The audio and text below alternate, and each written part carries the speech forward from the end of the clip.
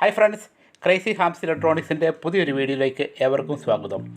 ഇന്ന് ഞാൻ പരിചയപ്പെടുത്തുന്നത് ലെനോവോ G5080 80E5 എന്ന മോഡൽ ലാപ്ടോപ്പിൻ്റെ കീബോർഡ് എങ്ങനെ റീപ്ലേസ് ചെയ്യാം എന്നുള്ളതാണ്. ഇതിൽ കാണുന്ന ഈ കീബോർഡിൻ്റെ പല അക്ഷരങ്ങളും വർക്ക് ചെയ്യുന്നില്ല. അതുകൊണ്ട് തന്നെ ആ കീബോർഡ് മാറ്റേണ്ടത് ആവശ്യമാണ്. അതിനായി ഇതിൻ്റെ ബാക്ക് സൈഡിൽ കാണുന്ന 3 സ്ക്രൂ അഴിച്ചെടുക്കുക. അതിനുശേഷം ഈ ബാറ്ററി ഊരി നമുക്ക് മാറ്റിവെക്കാം. ഈ കീബോർഡിൻ്റെ ഉള്ളിലെ സ്ക്രൂകളെല്ലാം വളരെ ശ്രദ്ധിച്ച് മാറ്റിവെക്കണം. കാരണം ചെറിയ സ്ക്രൂകളായിട്ട് വേറെ കിട്ടാനുള്ള വഴിയില്ല. ഈ കീബോർഡിൻ്റെ ഈ ബാക്ക് കവർ താഴേക്ക് ഇങ്ങനെ വലിച്ചാലാണ് ഊരി വരുന്നത്. ഓരോ ബാക്ക് കവറും ഓരോരോ രീതിയിലായിരിക്കും ഇരിക്കുന്നത്.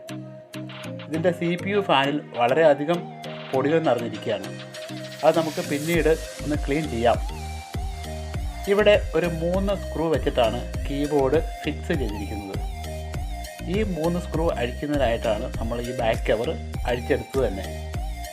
3 സ്ക്രൂവും അഴിച്ചതിന് ശേഷം ലാപ്ടോപ്പ് തിരിച്ചു വയ്ക്കുമ്പോൾ ഈ കീബോർഡ് ഇപ്രകാരം എടുക്കാൻ പറ്റുന്നതാണ്.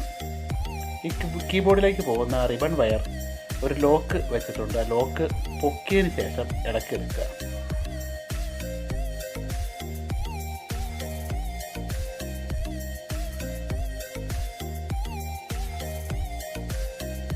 അതിനുശേഷം അതേ സ്പെസിഫിക്കേഷനോട് കൂടിയ മറ്റൊരു കീബോർഡ്, പുതിയൊരു കീബോർഡ്, അതിൻ്റെ റിബൺ വയർ എങ്ങനെ ഇരുന്നോ അതേമാതിരി തന്നെ വയ്ക്കണം.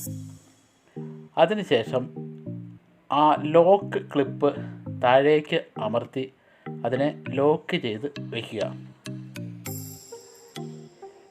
ഇപ്രകാരം നല്ലവണ്ണം ലോക്ക് ചെയ്യണം. ഈ കീബോർഡ് ഇങ്ങനെ വെച്ചതിന് ശേഷം അതിൻ്റെ 4 ചുറ്റിനും പ്രസ് ചെയ്തുകൊണ്ട് അതിനെ നല്ലവണ്ണം അമർത്തി വയ്ക്കേണ്ടതാണ്. അതിനുശേഷം ലാപ്ടോപ്പ് തിരിച്ചു വയ്ക്കാം. തിരിച്ച് വച്ചതിന് ശേഷം ആദ്യം നമ്മൾ എടുത്ത 3 സ്ക്രൂവും തിരിച്ച് പിടിപ്പിക്കുക. ഇനി ചെയ്യേണ്ടത് നമ്മൾ കവർ ഇട്ട് അടയ്ക്കുക എന്നതാണ്.